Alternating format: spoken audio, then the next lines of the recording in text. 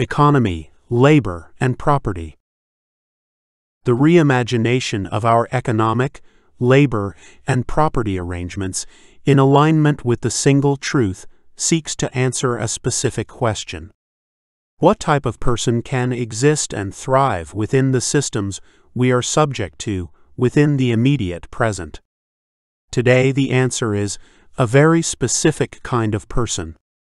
Systemic actualization shifts that response to an ever-increasing variety of people.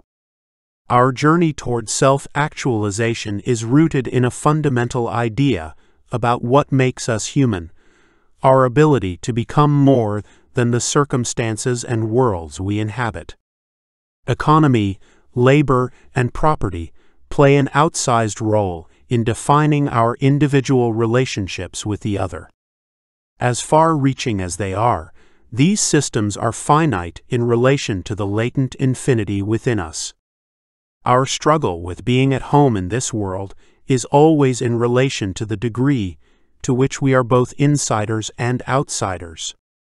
No other combination of systems defines this struggle as significantly as economy, labor, and property.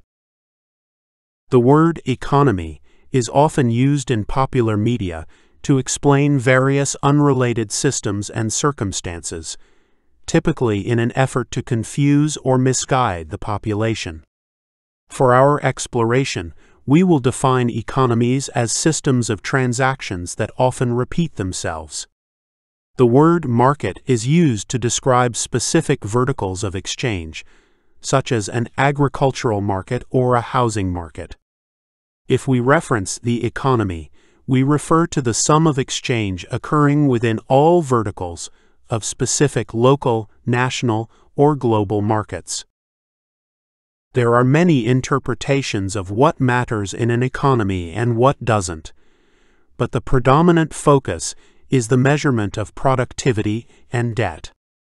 Both may be organized in specific ways to create specific outputs, such as favoring one group over another. One of the dogmas we must overcome in order to systematically actualize is the singular narrative of what economy, labor, and property must be. The idea that all forms of transaction should be limited to static rules is self-limiting and out of alignment with the single truth. The economic project of systemic actualization is to more deeply intertwine the relationship between finance and the real economy, prioritize free labor as the dominant form of contribution, and develop more experimental property classifications to serve the former two objectives. Prioritizing economic, labor, and property systems to favor cooperation over competition rejects the dogmas of present systems. All of these technologies are rooted in the moment of their creation, and no number of incremental improvements can ever change their core design function. Our reliance on markets as a measure of the wealth and health of a nation is inadequate for transcending the age of crisis.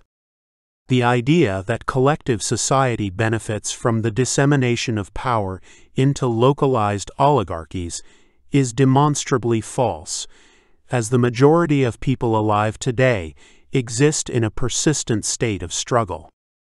We must leverage our spiritual connection to systemic actualization to overcome decades of propaganda that have severed our individual concepts of class consciousness. Lifetimes of propaganda have people identifying with and defending the very arrangements that condemn them to permanent cycles of struggle. We acknowledge that the present laws supporting economy, labor, and property are embedded with inequities by design. National systems of governance are designed to subjugate many for the benefit of the few. We also reject the dogmas shared by many current activists, the wholesale substitution of one system for another. No available ism is going to save humanity. All are rooted in a past we can no longer access. The idea of eliminating one form of living to support another sits in stark contrast to our understanding of the single truth and the relational universe. Additionally, these fantasies are always tied to the revolution that is right around the corner, but persistently fails to materialize. Cooperative systems cannot operate under restrictions that confine relationships and interactions to only minor variations of what already exists. Therefore, any rigid arrangement of law and contract will always be inadequate for a self-actualizing society.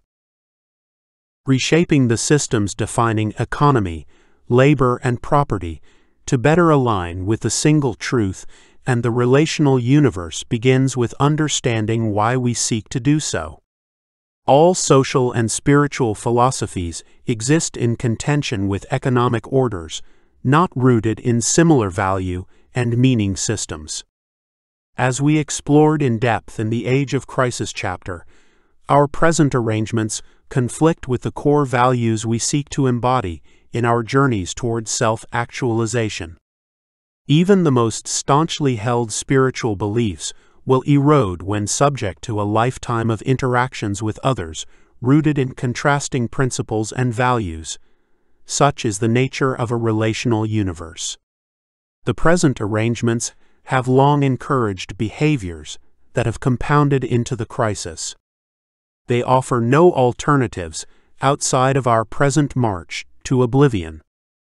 Our reimagining of these systems of transaction and ownership within human society is fundamental to our journey of systemic actualization.